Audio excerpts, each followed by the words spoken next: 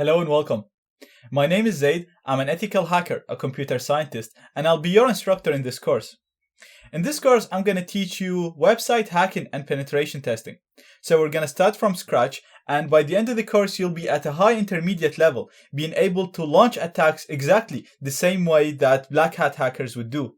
Not only that, but you'll also learn how to secure web applications and prevent these attacks from happening.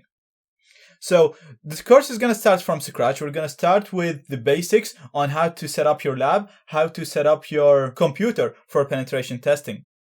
Once done with that, we're going to start talking about websites. So before we talk about hacking, we're going to talk about how websites work, how the requests are sent and received, so that we can exploit this and launch our attacks.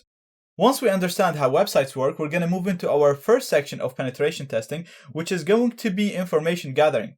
In this section, you're going to learn how to gather very important information about your target, such as the technologies used, the DNS servers used, and the other websites on the same server. And we'll talk about why this is important and why you need to know this. Once you understand how websites work, we're going to move into our main penetration testing sections, where you're going to learn how to discover, exploit, and protect from a large number of vulnerabilities.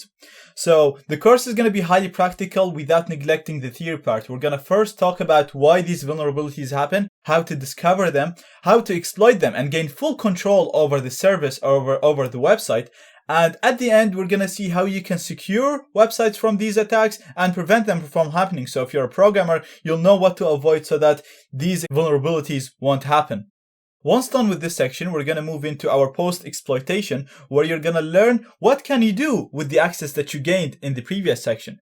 So you're going to learn how to upload, download files, navigate within the target web server, navigate from website to another, and even access the database of the target server. This is just an overview of the main sections. The course will contain even more cooler stuff.